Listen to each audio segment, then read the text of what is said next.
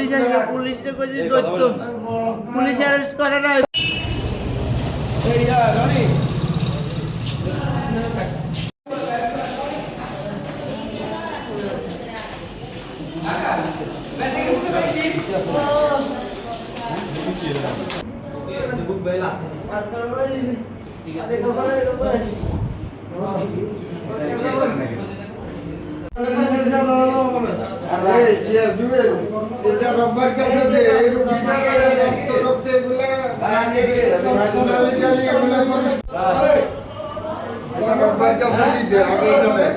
হ্যাঁ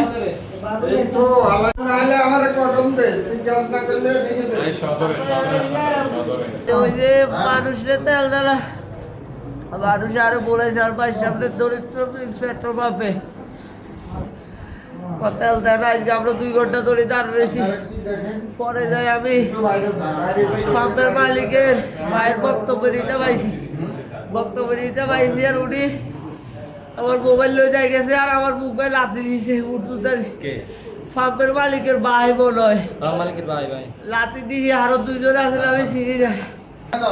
আমার ক্যাবলা উড়া ধরে মেলা পাচ্ছি লোক মেলা বাড়ি আমার মাটির মধ্যে পালায় বিশ্বে পিটানোর পরে পুলিশ আসবে, পুলিশকে কইছি দৈত্য, পুলিশ অ্যারেস্ট করে নাই। দরিদ্র তেলের পেট্রোল পাম্পে আপনার তেল দিচ্ছে, আপনার কিছু লোকরা এরা ফুল ট্যাঙ্কি করে দিতেছে, কিছু লোকরা 200 টাকার বেশি তেল দিতেছে না।